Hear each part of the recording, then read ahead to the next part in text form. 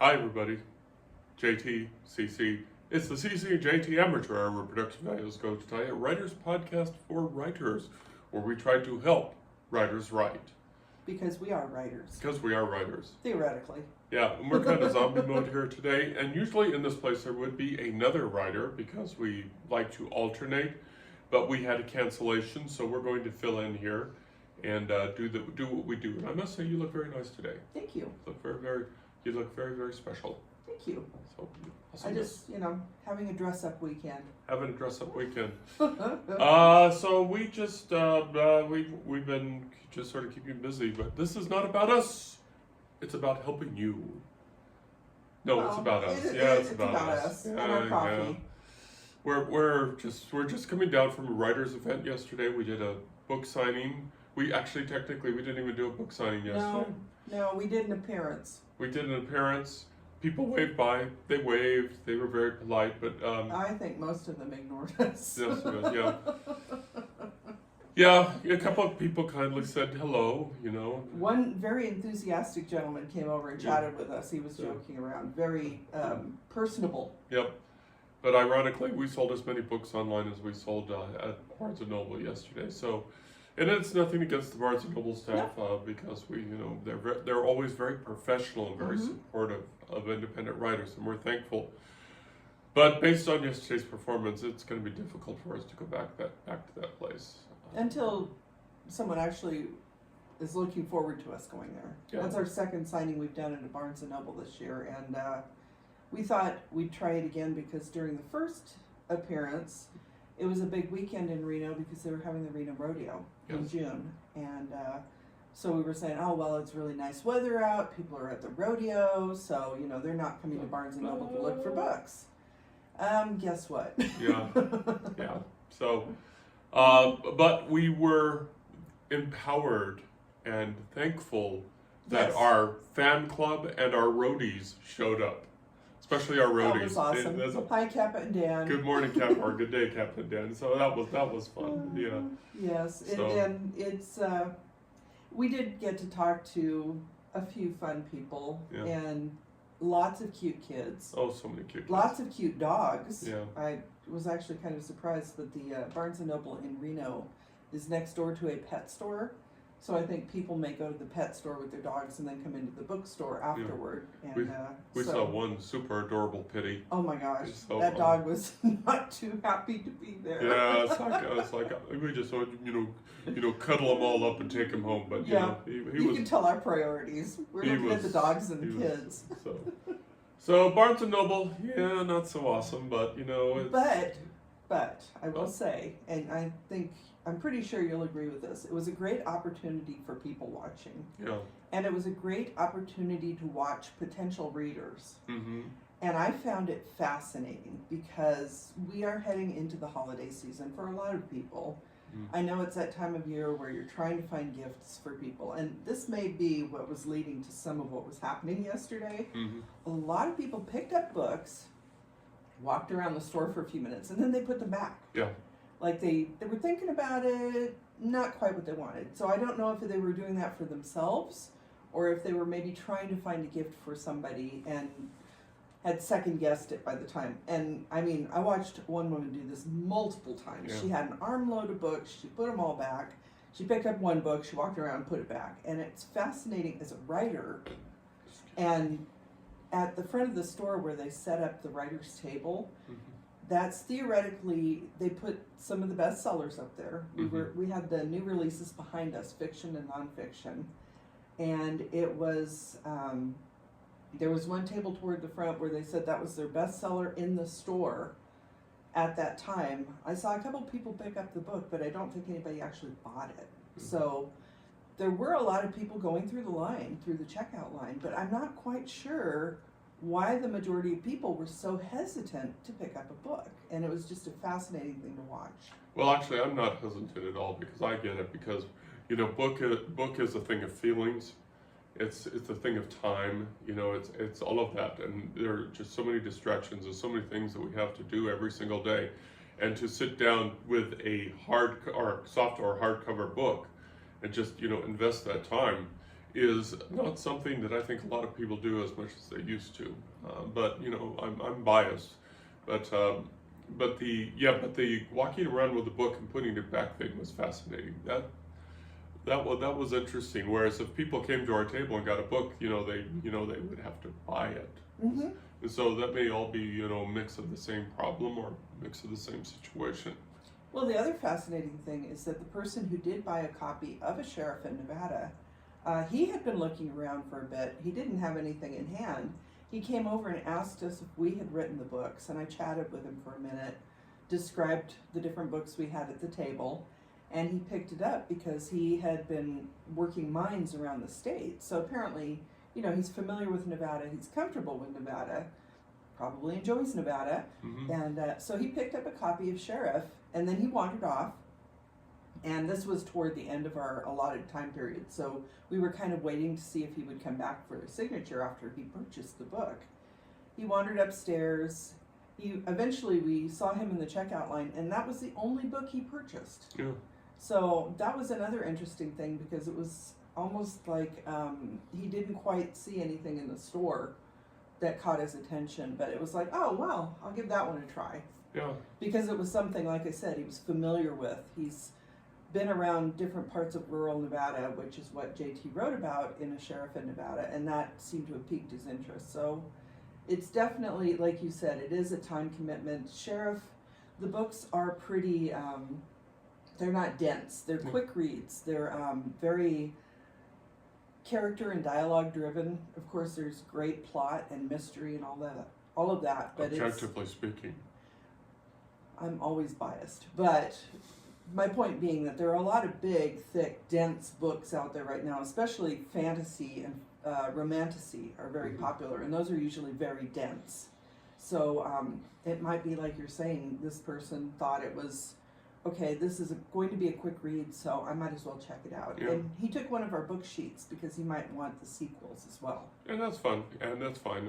The Sheriff series right now is, selling like hotcakes, comparatively For us. speaking, to the past. Through Amazon, since I dropped down to 99 cents, and I've been meaning to go out to the other platforms and dropping all of those first books down to 99 cents. We have, I think, 7 books that are at 99 cents. The e-books, obviously, Right. on Amazon at 99 cents, and these are all the first in the series. In hopes, and it's blatant. Obviously, what we're asking is that perhaps once the reader reads the first book, they'll go out and purchase the other books in the series, and it's been working too. So people have been buying the entire Sheriff series, and so there's 3 in that. And I'm just not pleased. I am pleased with what we've done since we've dropped the price down to 99 cents. Well, on the flip side, I dropped the 2 romances to 99 cents. They aren't, a series yet. They are meant to be the first book in a series, and that has not worked. No. So, like you said, it's definitely, I think, series driven. Yeah, and I think that leads us into the next topic for the writers who want to write series. Series is what people really like. They like to know what happened. Even after I clearly, made it in the Serving Salvation series, it was clearly the end. People were still asking for book 4, and it's like, can't you? So, Serving Salvation is a trilogy. Right. Finding Salvation is the prequel trilogy, which started as a series of novellas, but probably will end up a little differently. And then We'll circle back around to that. we'll circle back around to that. So that's part of the series. I don't know. The Salvation series, for lack of Well, another I'm phrase. thinking that's part of the draw of a series is that people get so much enjoyment out of the characters in the world that they want it to continue after theoretically it's done. Yeah. But it's people are always interested in what's happening next, because I never intended, for example, the Emma Park series, the Sheriff series. After I wrote those book 1s, I was one and done and moving on. But it's like people just started clamoring. Here comes the evil glare, and then it's right. So for you writers, leave doors open to sequels and series. Fortunately, the way I write, the way I write my style, it gave us that ability. So, It boy. has been interesting though because JT was very anti-series in the beginning, Yeah. and I commented. And the Emma Parks series we've mentioned before, Hope Knocks Twice, was actually a Christmas gift to me, Mhm. and was meant to be a one and done. And I enjoyed it so much that I got 2 more books out of the deal. And in the Serving Salvation universe, that one is actually not my fault because that's our fan club. Yeah. But so I'm working along, and it's like, okay, finally I got these books done, and almost the very first comment I got was, "Where's book 4?" And it's like, And now the big joke is that we're waiting for the movie because that's fun. and we even have apparently a theme song for the movie. Yeah. So this is snowballing. And it's fun. It is actually fun. fun, and I do appreciate it, and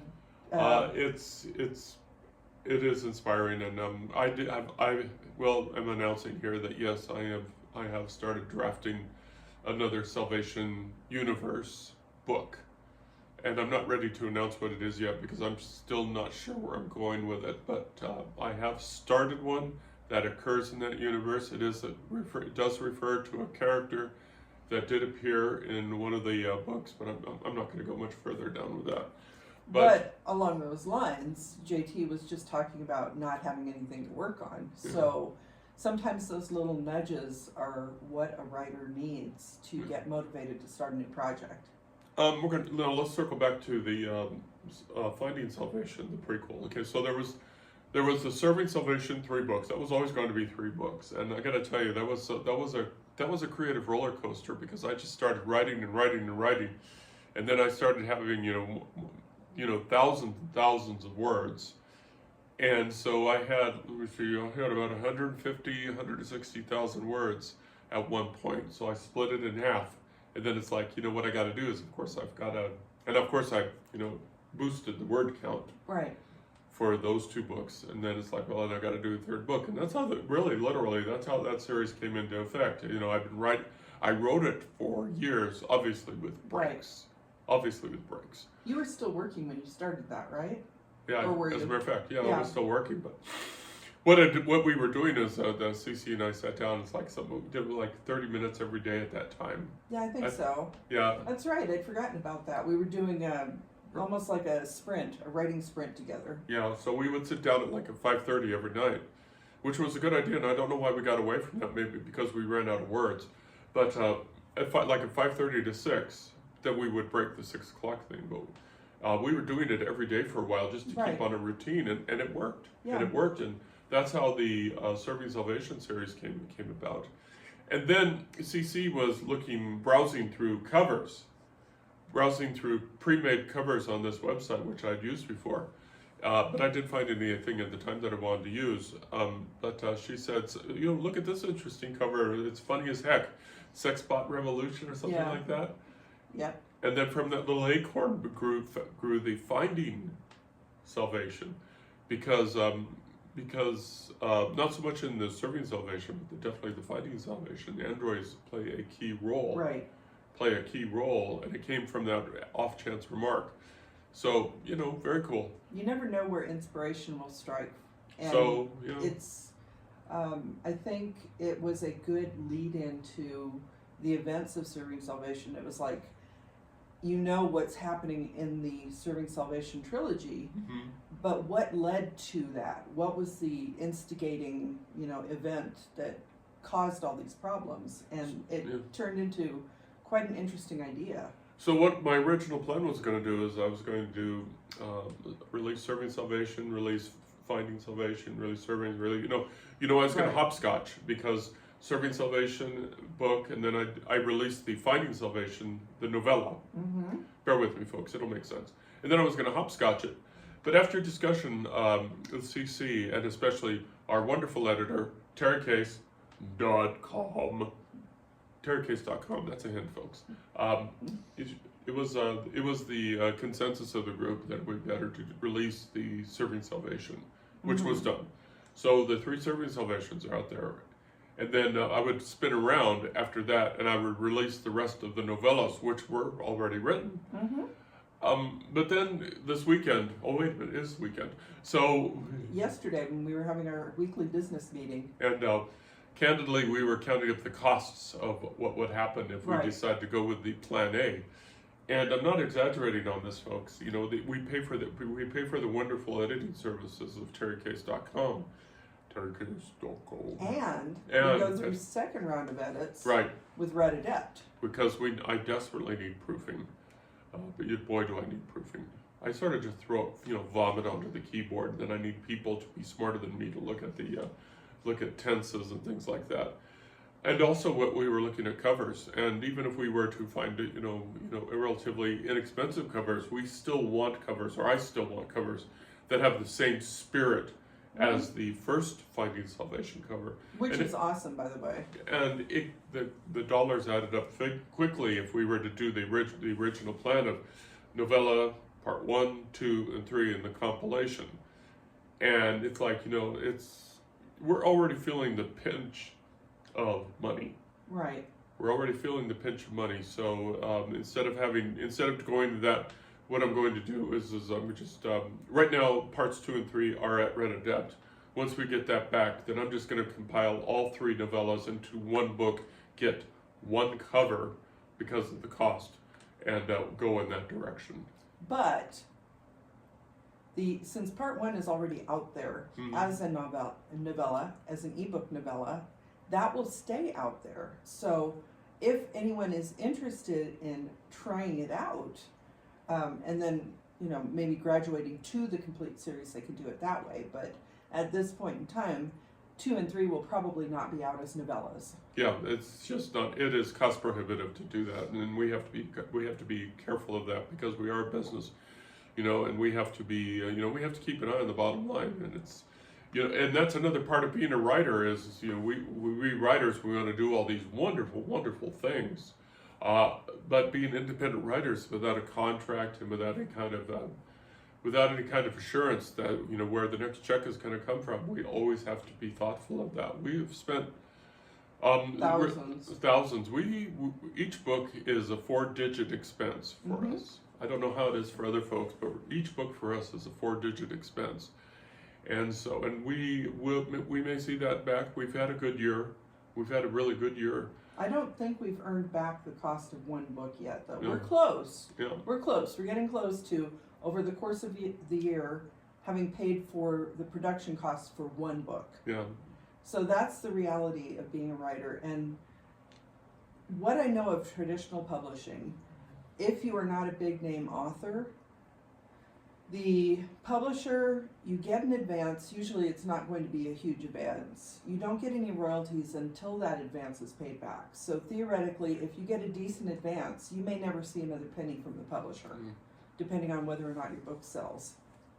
And they focus their marketing money on the big name authors. So they'll do a big splash when a big name author puts out a book. So whether you're an independent author like we are, or you're with the big traditional publishers, if you're a smaller name author, it's highly likely you're not going to hit, for example, Uncle Steve's income. Yeah, and you're not going to get immediate financial gratification No. because as I was walking through Barnes and Noble yesterday, I was seeing the thousands and thousands of quality works, quality covers, quality words all put together, and it's like thinking, wow, it's like, boy, this is. And you try not to think of it as competition because there's already enough competition. You're in competition with yourself, for God's sakes. Basically. It's just seeing all this. It's like it's disheartening. It's all the available options, and if they're anything like us, and especially me, JT often says that I suffer from paralysis through overanalysis, and if I've given too many options, I have a tough time making a decision. And that may have been what we were seeing at Barnes and Noble yesterday, is that people were just overwhelmed with how many options are available. There really are so many good books out there. And so we try not to get caught up in that. We try to, we respect our colleagues and we're thankful that they are successful, and someday that'll bleed over to us. But until then, we can only take care of us. We're going to continue to do that. But anyway, to summarize what we were just talking about. So Finding Salvation, the book, 1, 2, and 3, we're aiming for February 14th. Right. We're aiming for Valentine's Day Of 2026. of 2026, Yep. because by that time all the edits will be done, because the edits are going to continue into next year. Right. Actually just to the beginning of next year. Mm-hmm. By that time we should have something, we should have something, in our hands for Valentine's Day. Mm-hmm. So, and we are looking forward to next weekend, because Actually, we're looking forward to Tuesday. I'm staying on the same subject. Okay. I'm staying on the same subject because Finding Salvation Part 1 novella, I along with see. Zoe, are entered into the Independent Author Network Right. Annual contest for best books of the year, Mm-hmm.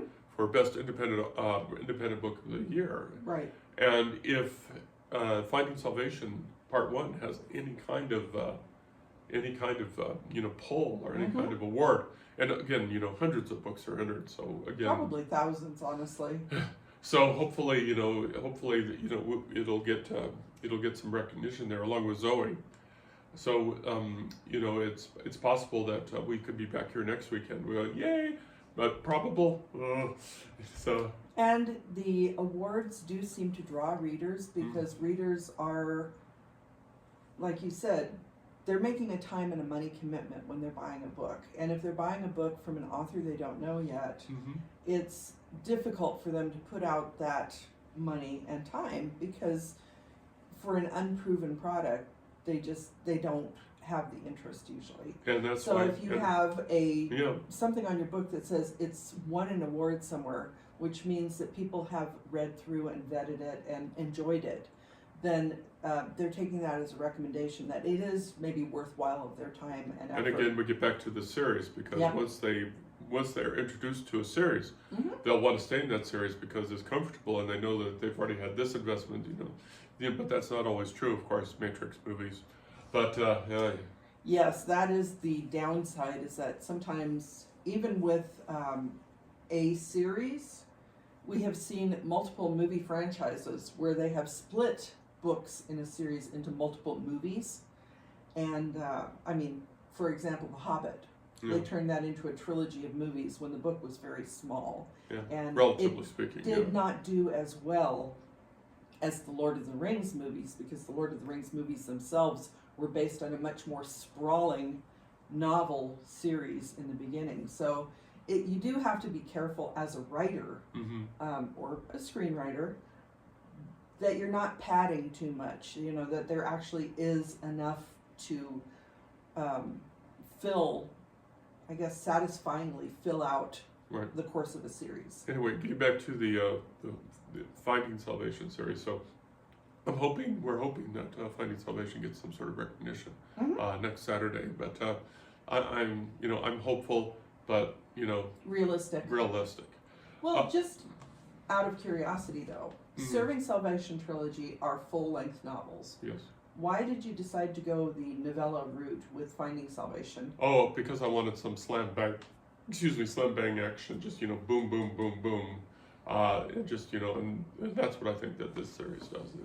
The Finding Salvation accomplishes, because it just moves. Mm-hmm. The first series takes 10 years before Flyaway Day. The first part takes part during 10 years before Flyaway Day, when the main character has to solve, a really gruesome murder. And then the second part is Flyaway Day, and things are just falling apart. And then the third part is what happens 10 years after they depart Earth, and things again are just, on Salvation, the good ship Salvation, there's 3 times as many people on the ship, and it's just so much pressure and so much stress. And so what happened is with the novella, I was able to focus boom, boom, boom on the action. And so, like my other books, this book, these 3 parts really move along. So I think anybody that picks them up will have a good time. But that is interesting from an author's viewpoint, or maybe from a reader's viewpoint, looking at the mind of an author, why a certain book might be a novella versus a novel, because there are distinct differences. A novella obviously is a much quicker read, so just, putting it out there, it is an interesting kind of Yeah. juxtaposition between, it's all in the same universe, but the first trilogy is novellas and the second trilogy is full-length novels. Yep. And so that's what's going to happen this week, and then we'll get that taken care of. We'll get the Finding Salvation all taken care of, and hopefully we will have good news on Saturday. But if not, hey, give it our best shot. Right. Working our way back to Tuesday. Tuesday is Veterans Day, and we're going to be doing a book signing at the Comma Coffee in Carson City, downtown Carson City. Comma Coffee is well known to everybody for various reasons, but we're going to be there from 9 o'clock to 1 o'clock, signing books, and a portion of the proceeds will be going to a very important program, to the Nevada Department of Veteran Services Suicide Prevention program. Prevention program. So Yep. we're going to be directing an amount of the 10% proceeds to yep. that, and we are also, whatever amount that we do earn in proceeds from book sales, we are going to match it from our personal checking account to show our dedication and our dedication to this cause, because it's a very important cause. Our heroes walk amongst us, and we want to keep them walking amongst us. So this is a very, very important cause, dear to, obviously, to a veteran's heart, because we want my brothers and sisters to be there, because we need you. We are better with you than without you. And I have worked with the Nevada Department of Veteran Services in my previous life as an archivist. I was the archives point person in a very important project they were doing to digitize the separation papers of veterans, because it's very important for them to be able to prove their veteran status for a variety of reasons. And I feel that the Department of Veteran Services is doing a wonderful job, and we feel like it's a worthy organization. It is a state organization. They do things like, there are 2 veterans homes in Nevada, one in the north, one in the south. There are veterans cemeteries. We have a veterans hospital, so they have a variety of services, and the suicide prevention program is just one of the many important services they provide. Yeah, and we don't want to go over the top, doing all sorts of trumpets and everything like that, because I'm going to tell you, for veterans, speaking as one, sometimes that stuff is a little bit uncomfortable, because we get it. We get that people need heroes. We get that. But the flip side is we had a job, we did a job, right. And there was sacrifice. But I'm going to tell you, folks, a lot. Millions sacrificed much more than I did. So it's. But it's not. Anyway. Okay. Well, let's not go down. That's not the point of this podcast. No, but as the spouse of a veteran, the veteran may not think they did, a big job, but I know what kind of personal effort my veteran put into their career, to their 10 years in the military. So the person themselves may not feel like they did much, because they're a small cog in a big machine, but each and every veteran, I think, deserves support, right, and especially in a time of need. So we'll be there Tuesday, November 11th, 9 to 1, with a portion of our proceeds, professional and personal, Yep. going to this very important, suicide prevention program. So we hope to see you there. Now we're getting back to the podcasts. I don't know. Well, we do have more author interviews coming up on this podcast for the remainder of the year. Right. We did have more scheduled. As JT mentioned, we did have a cancellation today, and we were, sad about that, but things happen, and so you get more of us. More of us. Yay! We are trying to book more local authors for the Nevada Author Network for this, the upcoming end of the year period. This is a time of the year when a lot of people are preparing for the coming year. Right. So we will be focusing maybe on how we can do things differently next year. Probably. Right. I'm thinking at the end of the year we'll do a wrap up, but whatever we're putting out now, there's always hundreds of episodes that we've already put out. And we do hope, if you haven't yet checked them out, that you go back. We've discussed a lot of different topics. We've talked to a lot of different authors. So there are a wide variety of episodes out there for you to enjoy already. I guess that's it. I don't really know. Yeah. So I mean, we can talk about, you mentioned that you're working on another Salvation Universe book. yeah, I'm not ready to talk about that. But Yeah. my works in progress are continuing. Right. And working on Restless Spirits book 2 and 3. Hopefully will be out in 2026, probably toward the beginning part of the year. The Battleborn Bride, my historical romance that will be covering the time period of Nevada statehood, 1863 to 1864. It's a very fascinating time period in Nevada history that I'm very familiar with based on my experience in my previous career. So I'm looking forward to releasing that on Nevada Day in 2026. So that'll be all sorts of fun. That's going to be great, and I have a cover idea in mind, and I hope it works out. Yeah, the cover that you got for your current book is really It quite is awesome. striking, and Quite I'm awesome. trying to figure out how the rest of the series can compare to that. Yeah, that's going to be a tough road to hoe.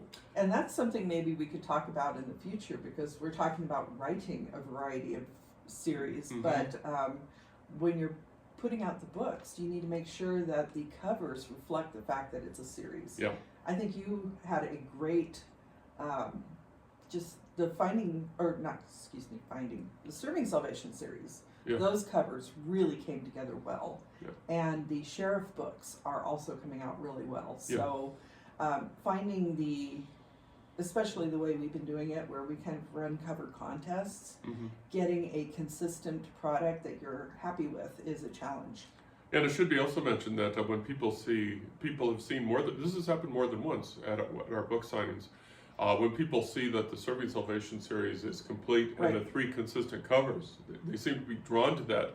And we've had more than one person buy the entire series all at once. And so we love those people, but we love you. So.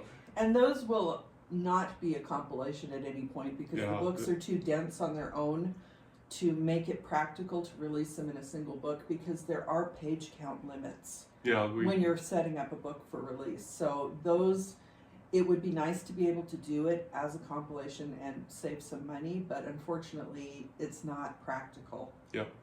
Okay, we're going to go ahead and let you go. This is going to be a short podcast for us, but that's fine. We're fine, right? We're fine. We're always fine. We're always fine. So we're just a little befuddled this morning. So as we always say, that we do not get paid to endorse, third-party things. So, but we do want to thank Barnes and Noble for having us. Yes.